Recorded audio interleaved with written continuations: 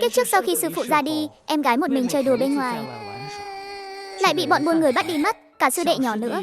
Đến khi anh đi lính trở về, đã thấy tự đăng xuất tại nhà. Đến khi tỉnh lại lần nữa, trong tai truyền đến giọng nói quen thuộc: đại ca, đại ca. Kim ca bàng hoàng quay đầu nhìn cách bài trí trong phòng. Ngày tháng ghi trên đó rõ ràng là ngày mùng 6 tháng 9 năm 1964. Đây chẳng phải ngày sư phụ Đao Quan bị bọn buôn người làm trọng thương rồi ra đi sao? Chẳng lẽ mình đã trọng sinh rồi? Kim ca nhìn dáng vẻ của em gái, vui mừng khôn xiết. Ông Vương ơi, ông mau lại đây. Anh trai cháu tỉnh rồi. Chỉ là trông anh ấy hơi ngơ ngác. Không lẽ nào ta đã xem qua rồi? Chỉ là bị đánh ngất thôi, không thương tổn đến não đâu. Sư phụ ơi. Cũng tốt, người thân vừa mới ra đi, sau này không nơi nương tựa, đã gọi ta là sư phụ, chứng tỏ con và ta có duyên thầy trò. Hai anh em các con cứ đi theo ta. Sau đó bế Kim ca đặt lên giường sưởi, bắt mạch kiểm tra một hồi, rồi sẽ nói với Tiểu Tiểu bên cạnh. Ánh mắt lộ rõ vẻ quan tâm. Không sao đâu, anh trai cháu. Anh cháu chỉ là mệt quá thôi, nghỉ ngơi xong sẽ tỉnh lại. Ta bảo chị Nghiên Nhi của cháu nấu ít cháo, đợi anh cháu tỉnh thì đút cho nó ăn. Chẳng mấy chốc, một cô gái dáng người gầy yếu bước chân nhẹ nhàng đi đến trước mặt Tiểu Tiểu. Tiểu Tiểu, anh trai em không sao đâu. Ông nội chị xem rồi, em cứ yên tâm đi. Giờ chị đi nấu cháo đây. Khi nào anh em tỉnh thì gọi chị nhé. Cô bé gật đầu lia lịa, sau đó lặng lẽ ngồi đó, mắt không lúc nào rời khỏi Kim ca. Khi Kim ca tỉnh lại lần nữa, bên ngoài truyền đến tiếng của sư phụ Vương Tiền Trạch đang nói chuyện với một người khác. Doãn Chính, đứa trẻ đó lần này chịu đả kích không nhỏ, hôm qua vừa mới, cũng không biết bây giờ đã nguôi ngoài chưa, cứ vào xem sao. Nếu không có vấn đề gì thì hỏi nó xem chuyện của người thân định xử lý thế nào. Vâng à chú Vương. Nói đi cũng phải cảm ơn ba tên xúc sinh đó.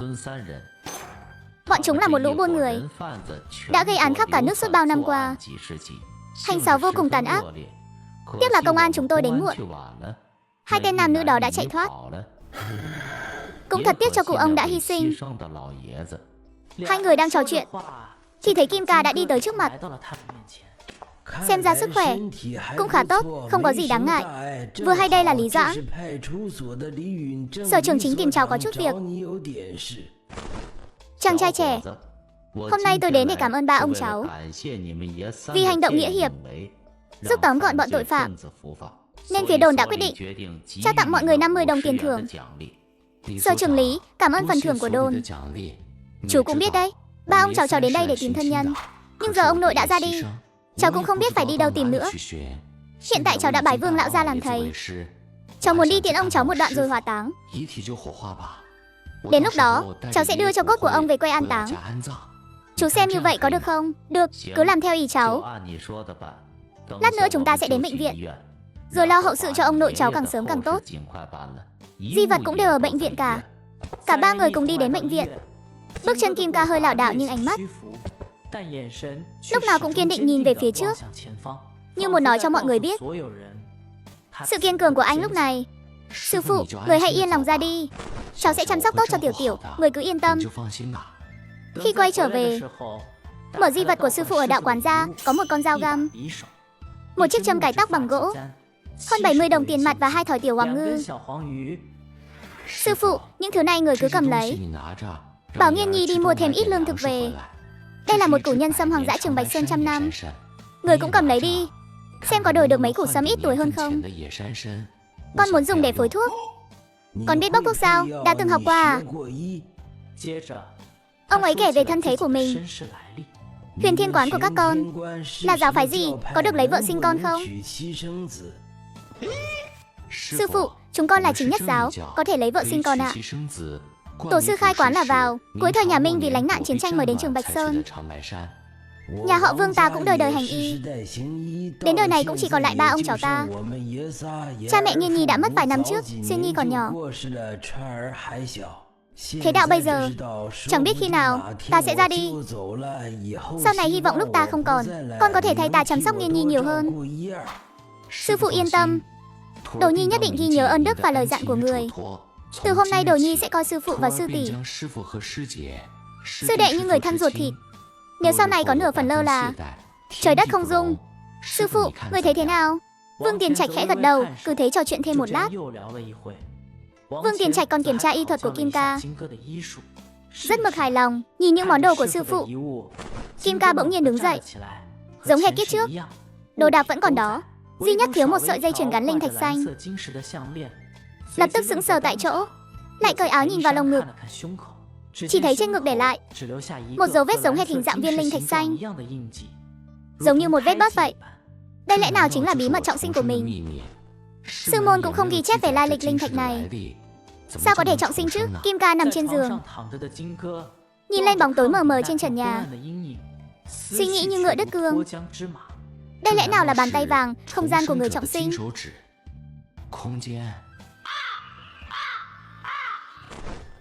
Hệ thống. Kiếp trước, mấy chuyện trọng sinh đó lúc rảnh mình cũng có nghe qua.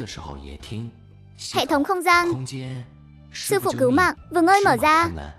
Cứ thế suy nghĩ viển vông suốt nửa đêm, thật sự không chịu nổi nữa. Ngủ tiếp đi, chị không được đụng vào. Đại ca là của em. Chị mà còn đụng vào là em cắn đấy.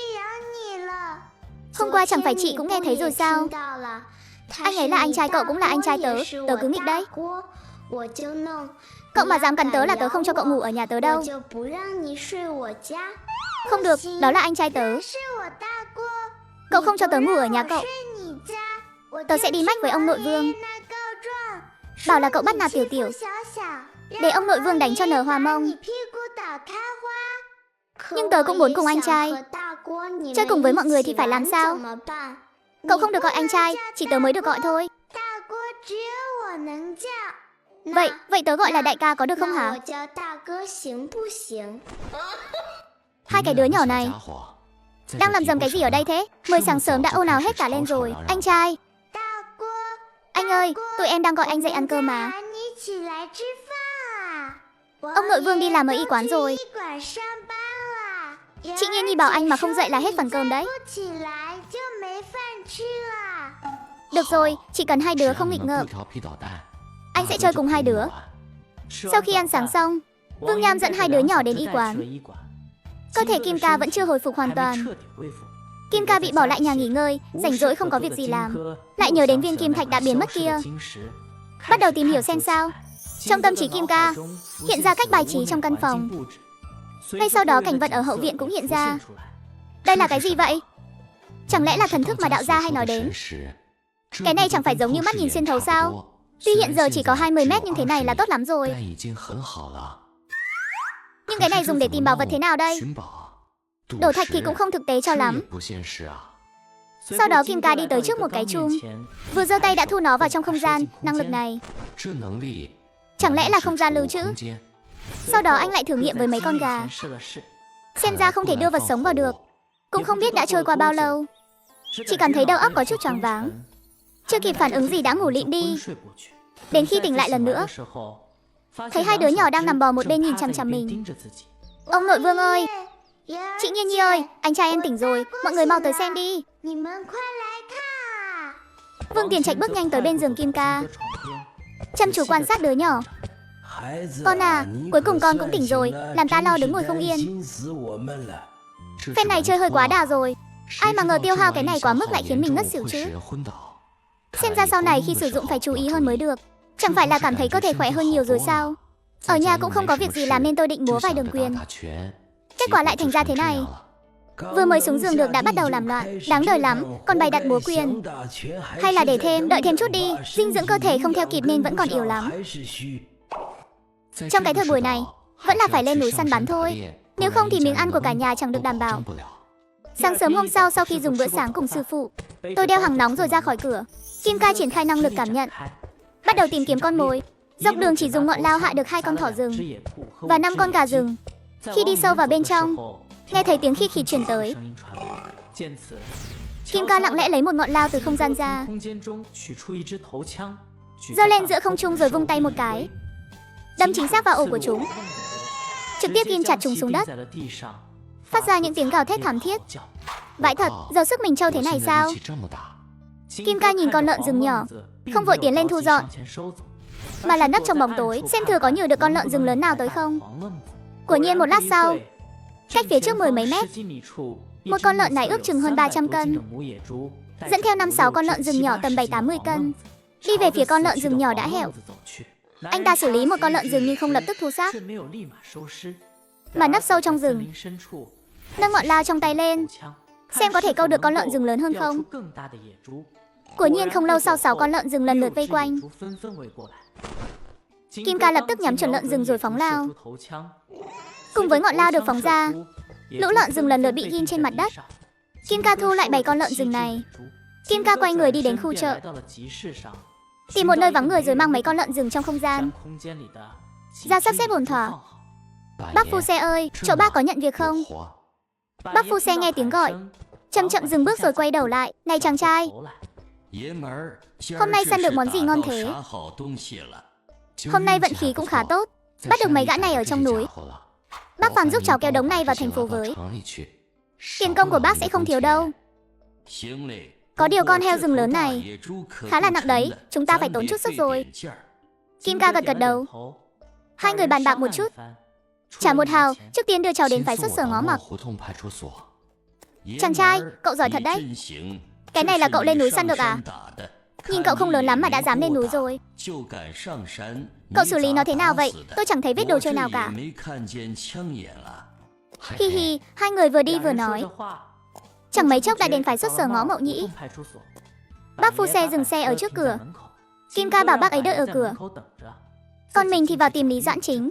Thằng nhóc này, sao lại đến đây? Sở trưởng Lý hỏi. Lần này cháu không đến để gây chuyện đâu, mà là mang đồ tốt đến cho chú đây. Sau đó hai người đi đến bên cạnh xe kéo. Ánh mắt Lý Doãn Chính thoáng hiện sự kinh ngạc. Chú ấy quay sang nói với Kim Ca, con heo rừng này là cháu săn được sao? Thật không ngờ. Thằng nhóc này cũng có bản lĩnh đấy, nhưng mà cháu dùng dụng cụ để xử heo rừng thế này thì nguy hiểm quá.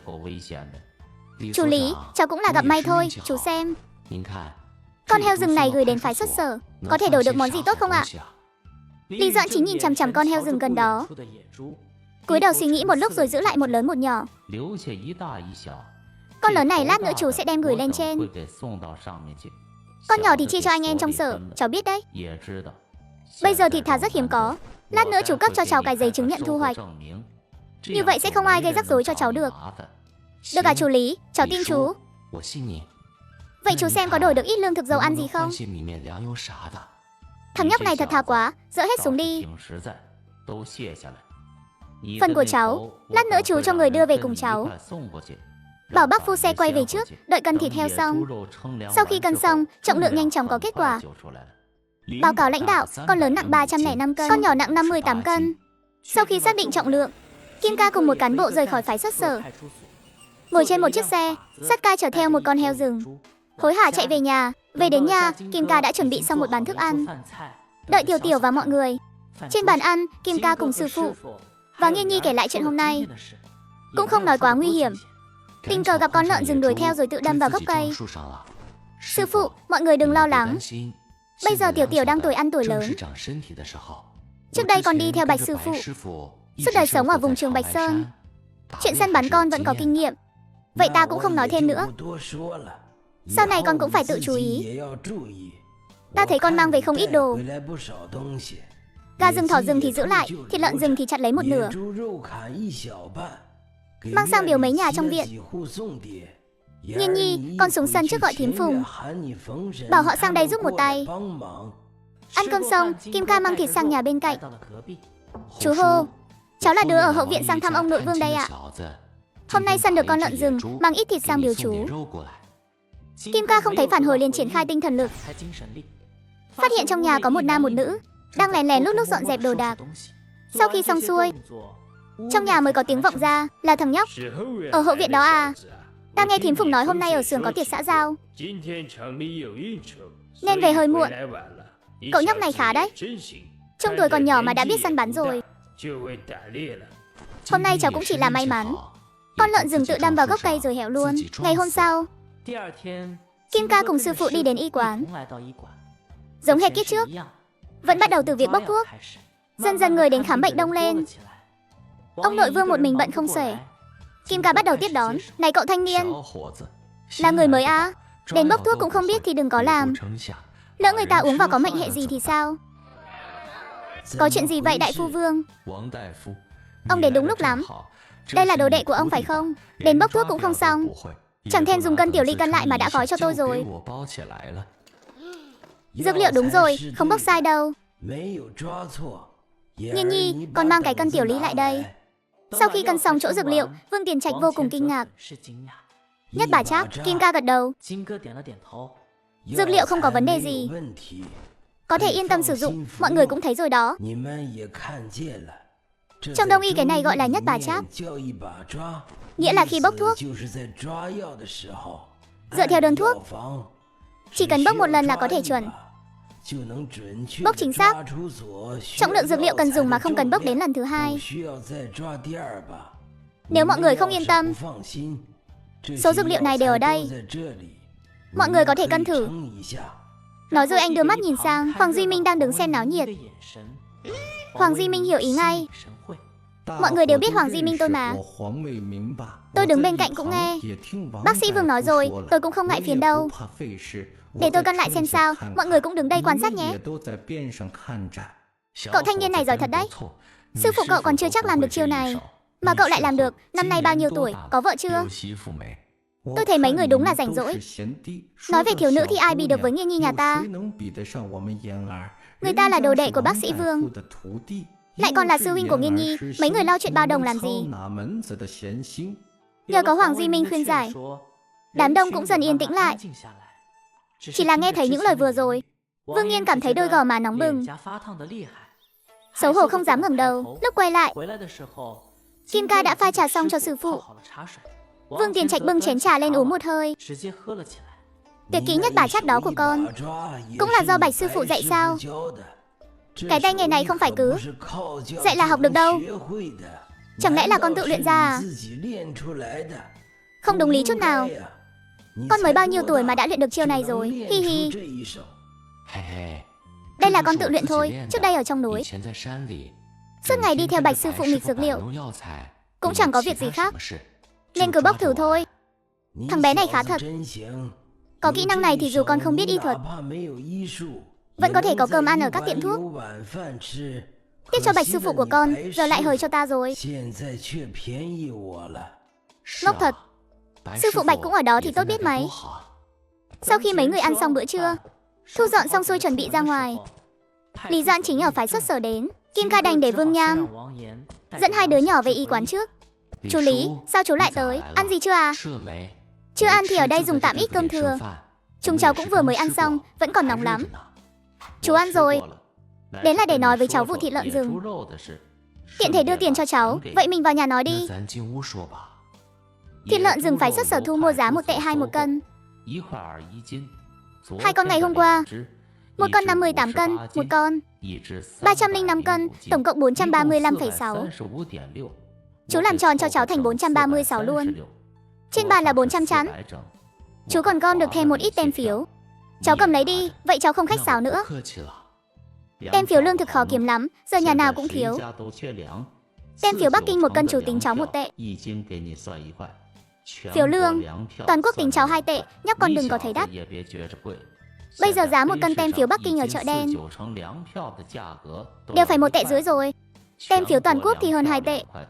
Những thứ khác tổng cộng 2 tệ, cháu đưa lại chú 1 tệ. Đây là giấy chứng nhận thu mua, cháu giữ lấy, chú đi đây.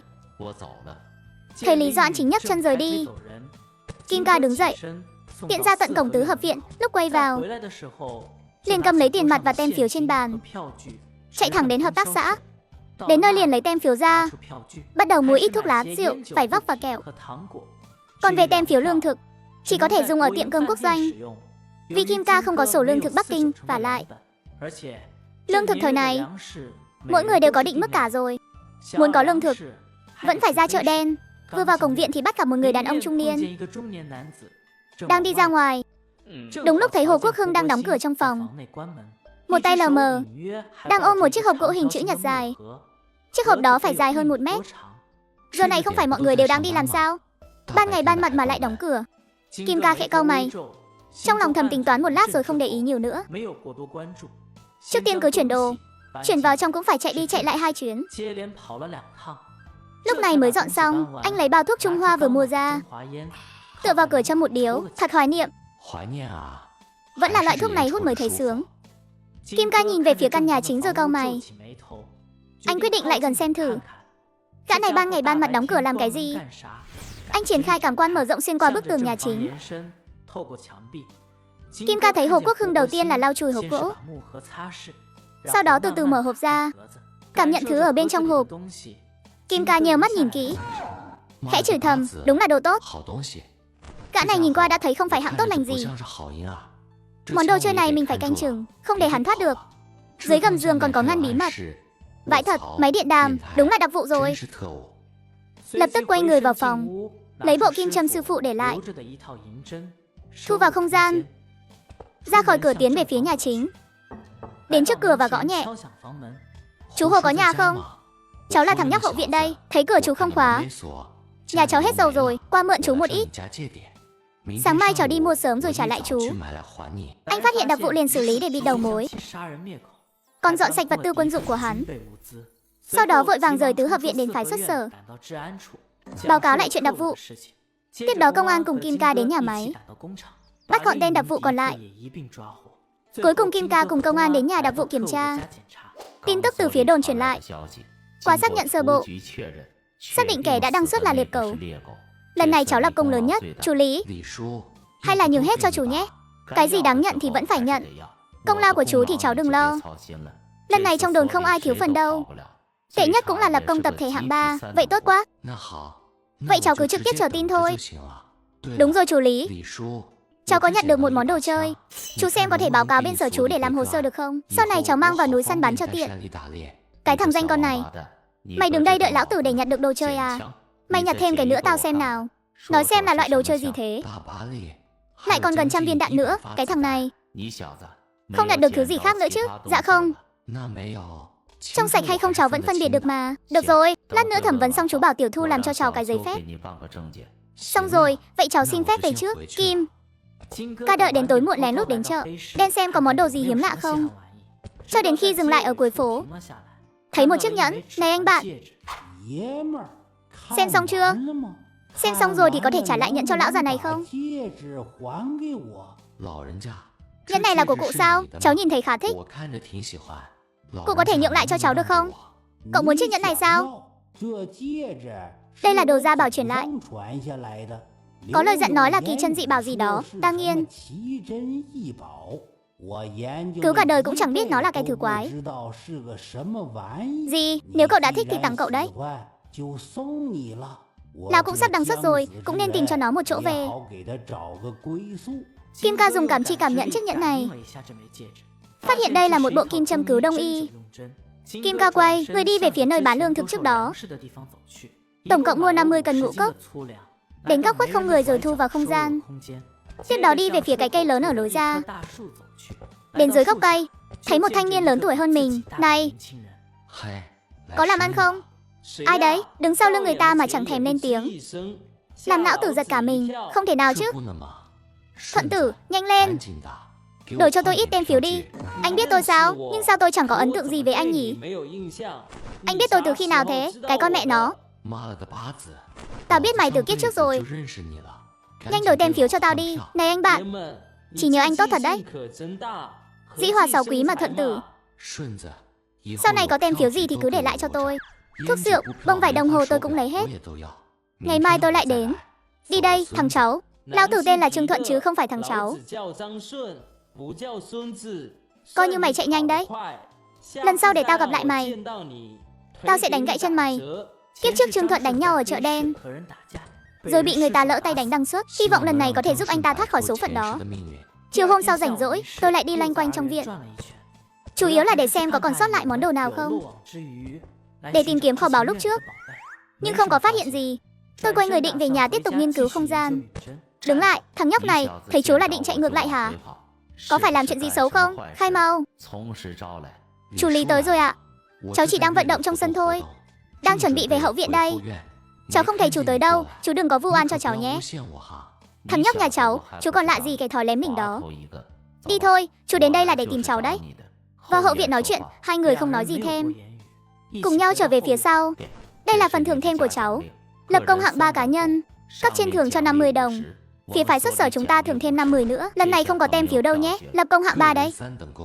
Công lao này có hơi cao quá không chú? Thằng danh này biết cái gì? Cháu biết kẻ đã đăng xuất đó là ai không? Là phó sử trưởng Liệp Cẩu đấy. Bình thường là đủ lập công hạng 2 rồi, nhờ phúc của cháu đấy. Chúng ta đã bắt được nữ đặc vụ đó. Theo lời khai của cô ta, đã tóm gọn hơn 10 tên tay sai. Chỉ tiếc là tên cầm đầu Dã Hồ vẫn chưa có tin tức gì. Dã Hồ, tên khốn nào mà đặt cái tên nghe kỳ cục vậy? Nghe như tên mấy thứ đồ dùng ban đêm ấy, thật là... Linh tinh cái gì thế, là Dã Hồ chứ không phải thứ cháu nghĩ. Hắn là sử trưởng sử hành động của đám đặc vụ này. Mật danh là Dã Hồ. Cháu đang nghĩ cái quái gì thế hả? Thằng nhóc lém nỉnh, đây là giấy tờ chứng minh cho khẩu đồ chơi của cháu. Cầm lấy, đừng có gây chuyện cho chú đấy, nếu không chú cho cháu biết tay. Cháu tin chú mà, cháu đang định 2 ngày tới vào núi một chuyến. Thịt ở nhà sắp hết rồi, cái thằng danh này. Nghe giọng điệu của cháu, cứ như thú rừng trong núi là do nhà cháu nuôi vậy. Muốn ăn là vào săn ngay được, bộ vận may tốt thế à? Đều là nhờ vận may thôi, chú tin cháu đi mà. Nói không chừng lần sau lại được hưởng sái từ cháu rồi. Nhóc con, vừa nãy đi đâu thế?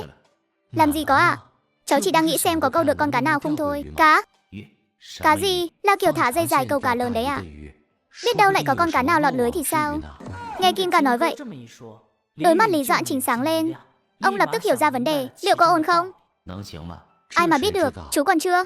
Thả câu thì sao biết có cá để bắt hay không? Nói xong, Lý Doãn cùng Kim Ca đi dạo một vòng quanh sân. Trong sân người đông miệng tạp. Chú thấy mọi người vẫn chưa mua than mùa đông. Cháu nói với chú Vương một tiếng, chú sẽ sai người trở tới. Sẵn tiện sắp xếp người vào gian nhà chính luôn. Chú bắt đầu sắp xếp rồi sao? Thời gian gấp rút tên Hồ. Quốc Hưng và đồng bọn bị bắt cũng mấy ngày rồi, phải nhanh lên. Sau khi cái xác kia bị đưa đi, anh em cảnh sát ở đồn nói với chú là không tìm thấy vết thương nào trên người cả. Nhưng hắn ta lại bị đại tiểu tiện không tự chủ. Cháu làm thế nào vậy? Đơn giản thôi ạ. Chú cũng biết cháu học trung y mà. Trong cơ thể người có vài huyệt đạo khá đặc biệt. Cháu chỉ châm cho hắn 3 kim. Sau đó hắn đã khai sạch. Được rồi, tình hình chú nắm rõ rồi. Hôm nào gặp phải đứa nào cứng đầu, cháu qua đồn giúp chú một tay nhé. Trời không còn sớm nữa, chú đi trước đây. Đến khoảng 2 giờ sáng, anh rón rén mở cửa đi ra chợ đen. Vừa tới cổng chợ, thấy Trương Thuận đã đứng đợi sẵn dưới gốc cây đại thụ. Anh tiến lên chào hỏi một tiếng, bảo gã lấy tem phiếu ra. Kim Ca chọn lựa một ít, vẫn tính giá như lần trước, cuối cùng chốt con số tròn. Anh bỏ tem phiếu vào túi vải rồi quay người đi vào chợ đen. Đi tới trước một sạp hàng, Kim Ca khẽ hỏi, con dao này không tệ. Bán thế nào? 50, đắt thế, giờ đến cơm còn không đủ no. Ai lại bỏ tiền ra mua dao làm gì? Mua không? Không mua thì biến, cháu thấy thích nên trả 20. Thế sao? Con dao này là đồ gia truyền, chưa từng dùng qua, cậu thực sự muốn thì 30 đi. Kim Ca cũng không đáp lời, lấy ra 30 đồng đưa qua. Đây, đây. Đây là tể gia đao, tôi không biết tể gia đao là gì. Vậy tổ tiên nhà cậu có nói gì về lai lịch thanh đao này không? Người già trong nhà từng nói qua, thanh đao này là bảo vật mang về từ hồi đánh giặc Lùn, vẫn luôn không cho phép lấy ra. Nếu không phải giờ em đang cần tiền gấp thì em cũng chẳng bán đâu. Vậy thì đúng rồi, đây đúng là một thanh tể gia đao, chỉ tiếc là không được dùng đến. Nể mặt thanh đao này, tôi nói cho cậu biết một câu, người ở sau lưng cậu nếu còn không lo chữa trị, em đã không qua khỏi mùa đông này đâu. Nghe thấy lời của Kim Ca, chú Sạp nhìn chằm chằm Kim Ca với ánh mắt sắc lẹm. Sau đó ánh mắt ấy lại từ từ dịu đi. Anh ta quay đầu dịu dàng nhìn cô thiếu nữ. Đã tìm đại phu xem qua rồi nhưng mãi không khỏi. Đó là em gái của em, từ nhỏ sức khỏe đã yếu, mấy năm nay vẫn luôn chạy chữa. Cơ thể con bé đã suy kiệt hết rồi. Đại phu cũng nói có lẽ không qua khỏi mùa đông này. Em định bán thanh đao này để đưa em ấy đến bệnh viện xem sao, xem còn cách nào khác không. Ít nhất là đừng để em ấy đau đớn như vậy, vô ích thôi. Đây là do tiên thiên bất túc gây ra, đại phu bình thường không chữa khỏi được đâu. Nếu không đoán sai thì em gái cậu bị sinh non, lại còn vào đúng mùa đông.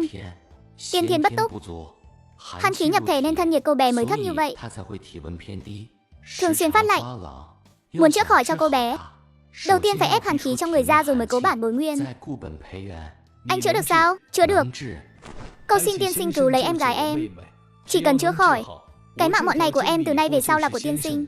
Nói qua về tình hình của cậu đi. Em tên Tề Thiên, 15 tuổi, người Tề gia trang gần đây. Em gái em là Tề Mộng Giao, 12 tuổi, trong nhà không còn ai khác nữa. Bố mẹ em mất từ lúc em mới 13 tuổi. Em lớn lên nhờ cơm nuôi của cả làng. Em biết săn bắn và cũng có chút võ nghệ, tốt. Cái mạng này của cậu, tôi nhận. Nhớ kỹ lời cậu nói, đợi tôi chữa khỏi cho em gái cậu. Hai anh em cậu cứ đi theo tôi đi. Yên tâm, tôi sẽ không bắt các cậu làm chuyện phạm pháp đâu. Thu dọn đồ đạc đi. Dìu em gái em đi, anh theo hai đứa về. Khám bệnh cho em gái em trước đã. Người đàn ông lần đầu bước chân vào chợ đen, lại được người ta nhận làm đại ca. Chỉ vì em gái cậu ấy bị nhiễm hàn khí khi tuyết lớn tràn về. Khó mà vượt qua nổi mùa đông giá rét này. Sau đó Kim Ca theo Tề Thiên về nhà cậu ta. Kim Ca chữa trị xong thì cùng Tề Thiên ra sân. Tề Thiên bỗng quỳ sụp xuống. Quỳ xuống định bái sư thì không cần đâu. Anh tên Kim Ca. Hai đứa cứ gọi anh là đại ca. Trời cũng chẳng còn sớm nữa. Anh về trước đây, Tiểu Thiên, sáng mai dậy sớm nhé. Chúng ta cùng nhau lên Tây Sơn một chuyến săn ít đồ rừng về. Dạ đại ca, vậy lúc đó em sẽ mang theo mấy cái bẫy quen dùng ở nhà. Không cần đâu, anh có đồ chơi rồi. Đã đăng ký ở phái xuất sở rồi, cứ yên tâm mà dùng. Chỉ cần mang theo ít lương khô thực phẩm là được. Hôm sau, khi Kim Ca đến Tây Chi Môn, Tề Thiên đã đợi sẵn ở đó rồi. Tiểu Thiên, em đến từ lúc mấy giờ vậy? Ăn sáng chưa? Đại ca, em đến một lúc rồi, ăn sáng rồi ạ. Em gái làm bánh ngô cho em. Làm từ bột ngô thô. Lương thực vẫn là nhờ đại ca mang đến hôm qua. Vậy thì tốt, đừng có tiết kiệm quá. Ăn hết anh lại kiếm cho. Nhất định phải bồi bổ cơ thể cho tốt. Đại ca cũng vậy nhé. Em nghe nói trong Tây Sơn có thú dữ to lắm. Hai anh em mình ổn chứ? Không sao đâu, đừng lôi thôi nữa. Mau đi thôi. Hai người cứ thế đi về phía Tây Sơn. Đi sâu vào trong núi, Kim Ca triển khai tinh thần lực thì phát hiện một đàn lợn rừng trong bụi rậm cách đó 30 mét. Đại ca, anh nghe kìa, có tiếng lợn rừng kêu, mình mau qua đó đi. Nhỏ tiếng thôi, nhóc còn muốn đăng xuất à? Cầm mỗi cái dụng cụ này mà đòi xử lợn rừng sao? Cậu sẽ bị nó húc cho nát như bao tải rách đấy. Kim Ca thấy vậy đành phải giơ đồ chơi lên. Tiểu Thiên, anh xử xong rồi. Đến đây, đại ca, mấy phát bắn đó đã thật đấy. Khi nào dạy em với nhé? Được, khi nào rảnh tìm chỗ vắng người anh dạy cho. Mau làm việc đi, xả xì dầu trước rồi mổ bụng sau. Sau đó Kim Ca chỉ dẫn Tề Thiên cách mổ bụng. Buổi sáng này vẫn chưa kết thúc. Đã săn được 2 con lợn rừng, không còn cách nào khác. Đành mang lợn rừng về thôi. Anh Kim vác con lợn rừng lớn nhất, Tề Thiên vác con lợn rừng nhỏ hơn chút. Đang đi thì anh Kim nghe thấy tiếng động.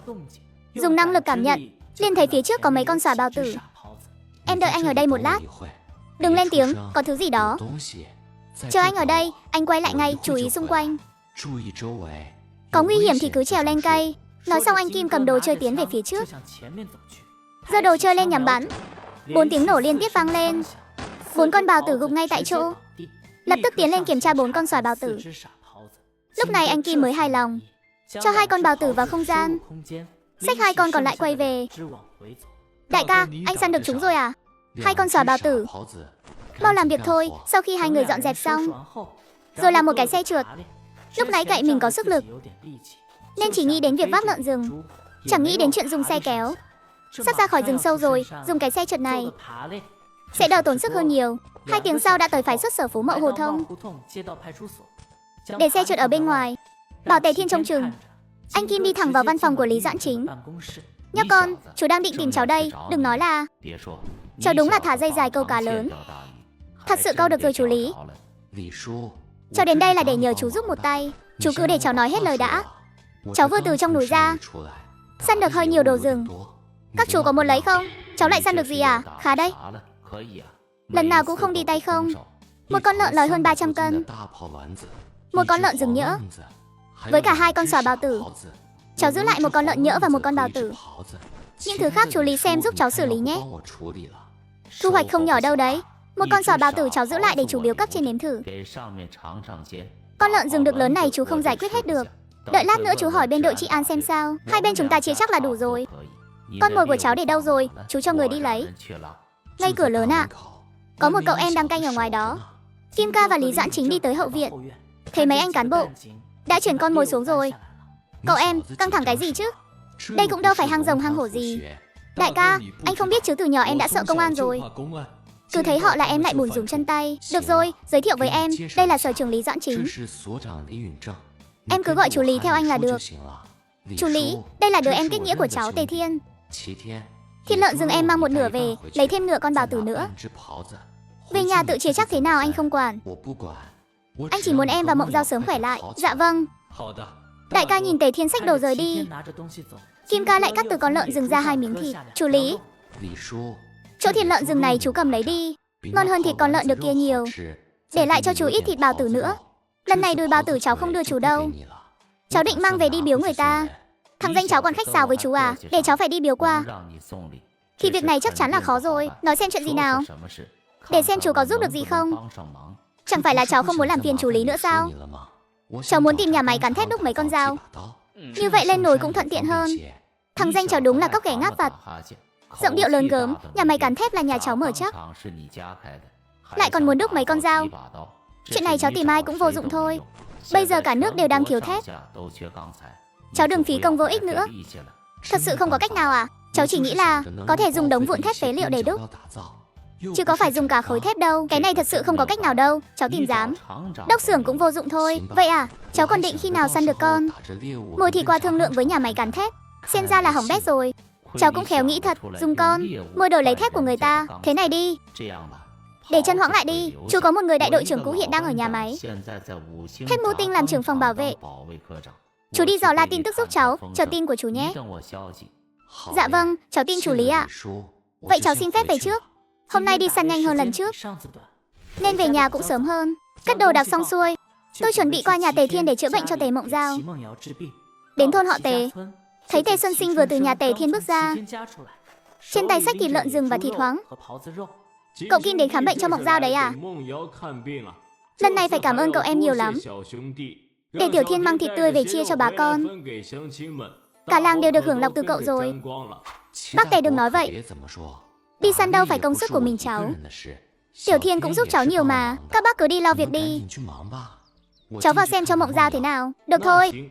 Vậy bác không làm phiền cháu chữa bệnh cho Mộng Giao nữa. Bác phải đi chia thịt cho bà con đã. Sau khi cho Mộng Giao uống thuốc xong, tôi lại sắp xếp công việc. Buổi tối ra chợ đen đợi ông lão có. Chiếc nhẫn cửu tình Vũ Trâm đó, tiếc là suốt một tuần liền vẫn không đợi được. Nhưng Kim ca lại phát hiện ra một người mà anh chỉ mới gặp qua một lần. Chính là kẻ trước đó gặp ở chỗ Hồ Quốc Hưng. Kẻ đã giao giáo giải cho hắn. Không biết có phải là Dã Hồ trong truyền thuyết không? Kim ca phấn chấn hẳn lên, lặng lẽ bám theo phía sau. Với năng lực cảm nhận nhạy bén này, chỉ cần giữ khoảng cách 30-40 mét là đủ. Ra khỏi chợ đen, hắn rẽ thẳng từ đường Đức Thắng Môn vào ngõ Dương Phòng, vào trong một căn nhà. Mẹ kiếp, đám đặc vụ này đều cùng một lò đào tạo ra sao? Sao ai cũng thích giấu mật thất dưới gầm giường lò thế? Nhưng mà tên này giàu thật đấy. Cái mật thất này còn lớn hơn cả của Lạc Cẩu. Bên trong không ít đồ tốt. Kim ca lập tức lấy vẫn châm ra định đánh lén, nhắm thẳng vào huyệt Á Môn sau gáy tên đặc vụ, cùng huyệt Phong Phủ mà đâm tới. Hắn không kịp phản ứng gì, ngã gục ngay tại chỗ. Kim ca tiến tới túm cổ áo lôi tên đặc vụ vào trong, trói hắn ở đó. Tôi hỏi gì thì trả lời nấy. Từ miệng tên đặc vụ mới biết được, gã này tên là Chu Diệu Tổ, cũng chính là cấp trên trước đây của Hồ Quốc Hưng. Bí danh Dã Hồ, đây là một tổ hành động chuyên trách ám sát và phá hoại, không có liên lạc trực tiếp với các tổ khác. Mọi hành động đều thông qua đài vô tuyến để liên lạc với tổng bộ. Mẹ kiếp, kẻ địch thật là gian xảo. Ngựa không ăn cỏ đêm không béo, người không có của bất minh không giàu. Người xưa không lừa ta, tất cả là của mình rồi. Còn có một tấm tàng bảo đồ nữa. Trước đây là nơi bọn địch đặt giấu đồ rồi. Phen này chẳng phải phát tài rồi sao? Kim ca dùng không gian xóa sạch dấu vết rồi đóng cửa, quay người chạy thẳng đến một nơi hẻo lánh phía trước, thả tên đặc vụ ra ngoài. Khi hắn chưa tỉnh, một kim đâm vào huyệt bách hội, gây tổn thương não bộ. Như thế dù hắn có tỉnh lại, cũng chỉ là một kẻ đần độn ngây dại. Quay người đi về phía phái xuất sở của chú Lý Doãn Chính. Vừa đến cổng sở đã thấy chú Lý Doãn Chính. Chú Lý, mau gọi người đi, cháu tìm thấy Dã Hồ rồi. Thằng nhóc này sáng sớm đã kêu gào cái gì thế? Cái gì? Tìm thấy Dã Hồ rồi sao? Cháu lại đi săn à? Là Dã Hồ mà mọi người đang tìm ấy. Chú còn nhớ tên đặc vụ đó không? Cháu tìm thấy rồi. Dã Hồ nào cơ? Cháu tìm thấy rồi. Ở đâu? Đi mau thôi.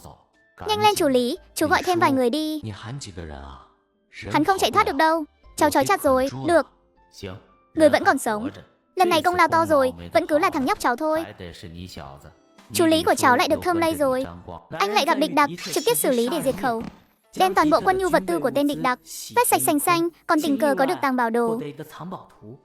Sau đó vội vàng lao ra khỏi ngõ, đến cục trị an, kể lại toàn bộ sự việc về tên địch đặc, rồi sau đó tự mình vào núi tìm kho báu. Trên đường vô tình cứu được một ông lão bị thương, nhờ đó mà nhận được một ân tình lớn, bởi vì ông lão này có bối cảnh cực kỳ thâm sâu. Sau khi đưa ông lão về nhà, Kim Ca tìm Tề Thiên rồi cùng nhau lên núi.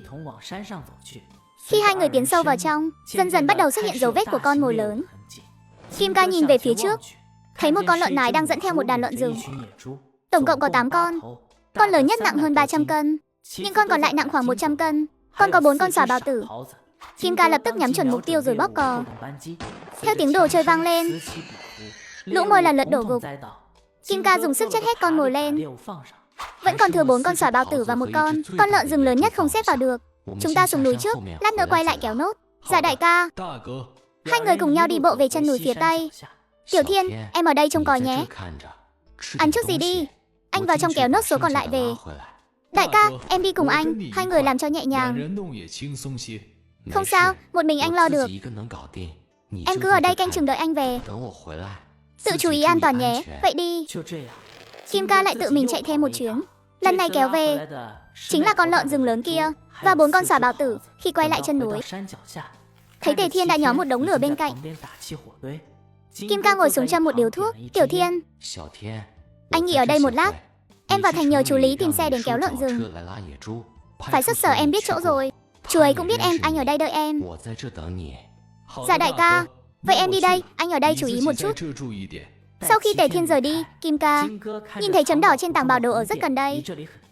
Kim Ca lại một mình tiến sâu vào rừng. Nhìn những dấu chân hỗn loạn xung quanh, Kim Ca cảm thấy bất an. Nơi núi sâu thế này sao lại có người đến chứ? Kim Ca tiếp tục đi sâu vào trong. Triển khai tinh thần lực, anh thấy phía trước vậy mà là lũ giặc. Khốn khiếp. Hóa ra là lũ giặc đã đầu hàng bao nhiêu năm rồi mà vẫn còn dã tâm không bỏ, đúng là đáng xử lý. Kim Ca nâng đồ chơi bắn liên tiếp 4 phát. Lũ giặc ngay lập tức đăng xuất. Kim Ca bước tới gần, thu dọn toàn bộ đồ đạc trước đó vào không gian. Chỉ còn lại vài món đồ chơi nhưng phải để ở đây. Tên địch đó cũng được thu vào không gian, không định để chú Lý Dạn Chính biết về sự tồn tại của hắn. Thấy thời gian không còn sớm nữa, sau khi đã xóa sạch mọi dấu vết, cẩn thận bước ra khỏi thung lũng đến điểm hẹn. Đúng như những gì Kim Ca dự liệu, Tề Thiên đã tìm tới đây. Phía sau là chú Lý Dạn Chính. Cháu tìm được đồ tốt rồi đây. Cái thằng này không xem trời đất gì à? Sắp tối mịt rồi đấy, mà vẫn còn chạy vào trong núi. Tìm được đồ gì tốt nào? Cháu tìm được một quân hỏa khố, đủ đồ chơi để trang bị cho ít nhất một trung đoàn. Thế này là lập công lớn rồi đúng không chú? Cháu chắc chứ? Chuyện này không đùa được đâu đấy. Quân hỏa khố không phải chuyện để mang ra dẫn đâu chú Lý. Cháu tận mắt nhìn thấy, nơi đó cực kỳ kín đáo. Xung quanh toàn là rừng cây rậm rạp, người bình thường không thể phát hiện ra. Hơn nữa, cháu còn âm thầm nẹn vào xem qua một chút. Bên trong chất đầy những hòm gỗ, tuy chưa mở ra nhưng dựa vào ký hiệu và vẻ ngoài, 8 phần là hàng nóng. Lý Dạn Chính trầm ngâm hồi lâu, trong lòng đang cân nhắc lợi hại. Ông biết rõ, nếu phát hiện này là thật thì đối với họ chắc chắn là một cơ hội cực lớn. Nhóc con, chuyện này chúng ta phải xử lý thật thận trọng. Cháu xem ở đó có ai khác không? Không có đâu chú Lý. Cháu đã đợi ở đó cả buổi chiều, cũng chẳng thấy bóng dáng ai. Việc ở quân hỏa khố các chú không tự xử được đâu, chắc chắn phải để quân đội ra tay. Chú cho người quay về đi, tiện thể báo cho cấp trên phái người tới. Cho Tiểu Điền đi cùng, chỗ đó toàn vật nổ thôi. Vào đó không an toàn đâu. Con có mình sao? Nghe lời cháu. Cho người quay về, tiện thể mang con mồi về luôn. Tiểu Thu, cậu theo xe về báo cáo cấp trên, phải thật nhanh. Tình hình cậu cũng nghe thấy rồi đấy. Ước chừng đêm nay phải làm việc xuyên đêm. Bảo mọi người mang thêm nhiều đèn pin. Cháu đoán vụ này chắc cũng chỉ bắt đầu từ phía các chú thôi. Sau đó sẽ có người chuyên trách tiếp quản. Chuyện lớn đến vậy sao? Hi hi. Chú Lý, đợi người tới chú vào xem là biết ngay. Hỏa lực đủ cho cả một trung đoàn tiêu chuẩn đấy. Lại còn ở ngay gần khu tứ cửu thành này. Chú nghĩ xem, chuyện này có lớn không chứ? Tiên sư nó xem ra lần này lại lập công rồi. Cháu liên tiếp lập một công hạng 3, một công hạng 2, đã nổi danh khắp giới tứ cửu thành rồi đấy. Lần này theo như cháu nói, Ít nhất cũng phải được một cái công hạng 2 trở lên. Phía trên vốn đã có ý muốn cho cháu vào phái xuất sở làm việc, nhưng cháu lại không đồng ý. Lần này cháu định thế nào? Chú Lý hỏi. Chú cũng biết tình hình của cháu rồi đấy. Bây giờ sắp có biến rồi, cháu dự định qua năm mới sẽ đưa sư phụ và mọi người về trường Bạch Sơn. Ở đó bình yên hơn, đợi qua đợt sóng gió này, có cơ hội thì quay lại. Bây giờ thế đạo không yên ổn, cháu muốn về đó cho an lành. Chẳng giấu gì cháu, chú cũng nhờ cháu mà được thơm lay vài lần. Phía trên đã gọi chú lên nói chuyện rồi. Qua năm mới định điều chú lên khu cho một vị trí phó cục trưởng, lần này lại nhờ phúc của cháu. Coi như là chắc chắn rồi, vốn dĩ định sắp xếp cho cháu vào trong ngành, nhưng cháu đã có dự tính riêng. Vậy thì thôi, khả năng quan sát của cháu rất chuẩn. Dự kiến không bao lâu nữa sẽ có biến thôi. Đi tránh một chút cũng tốt, đợi ổn định rồi hãy về, nơi đó của cháu là rừng sâu núi thẳm. Để chú về đồn báo cáo lại với cấp trên, xem có thể cho cháu một thân phận không, để cháu có sự bảo đảm khi ở quê nhà. Cái này thì được chú Lý. Cháu thấy trong quân, hỏa khố của hắn còn không ít đạn pháo bỏ đi. Chú xem có thể dùng chúng rèn cho cháu mấy con dao không? Đến lúc đó cháu mang về, được. Lúc đó chú sẽ đề xuất với cấp trên, cháu về vẽ mẫu dao muốn rèn rồi đưa cho chú. Sau bữa sáng, Kim Ca vẽ 2 mẫu dao, một kiểu miêu đao, một kiểu dao Kyugoji, cầm lấy bản vẽ. Anh đứng dậy đi về phía phái xuất sở. Chú Lý, chú xem bản vẽ này đi. Nhờ người rèn một thanh miêu đao và 2 thanh Kyugoji là được. Đưa đồ cho chú, rồi cháu cứ đợi tin đi. Đống con mồi săn được hôm qua đang ở đồn, cháu tính sao? Tiện thể có Tiểu Thiên ở đây, cháu định giữ lại một con lợn rừng cho mình, cho Tiểu Thiên mang về một con. 4 con hoáng cũng chia như vậy. Chỗ còn lại chú Lý cứ tùy ý xử lý ạ. Bây giờ thời tiết đang đóng băng, thịt sẽ không bị hỏng đâu. Có thể để được một thời gian, cộng thêm chuyện hôm qua nữa. Chắc là từ giờ đến Tết sẽ không vào núi nữa, nghe theo cháu. Chỗ còn lại chú sẽ xử lý giúp cháu, thế nhé. Tiểu Khâu đã cân xong thịt rồi, chú cả đêm qua không ngủ. Phải về ngủ bù đây, các cháu mau mang thịt đi đi. Làm cả sở chẳng ai còn tâm trí làm việc nữa. Được rồi. Chú Lý, chú đi nghỉ trước đi ạ. Kim Ca quay người nhìn hai anh em, Tiểu Thiên, Mộng Giao. Anh dự định mấy ngày nữa sẽ về Đông Bắc. Hiện tại thế đạo không được thái bình, anh thấy hay là về trong núi sống sẽ tốt hơn. Hai anh em có dự tính gì không? Có muốn đi cùng anh không, đại ca? Em và anh trai đều muốn đi theo anh. Anh em cũng không còn người thân nào khác. Anh chính là anh trai ruột của tụi em. Nếu không có anh, em cũng chẳng sống nổi đến giờ. Tụi em nguyện ý đi theo anh. Tề Thiên đứng bên cạnh cũng gật đầu lia lịa. Thấy hai anh em họ đồng ý, tâm trạng Kim Ca cũng tốt lên nhiều. Lần này về Đông Bắc, nếu không có việc gì quan trọng, Kim Ca không có ý định quay lại đây nữa. Vì anh em Tề Thiên muốn theo cùng nên có vài chuyện vẫn cần phải dặn dò một chút. 2 ngày sau, Lý Doãn Trình đến sân nhỏ của Kim Ca, mang theo mấy món đồ chơi mà Kim Ca nhờ đúc. Chú Lý, chú đến rồi, thật làm chú phải bận tâm quá.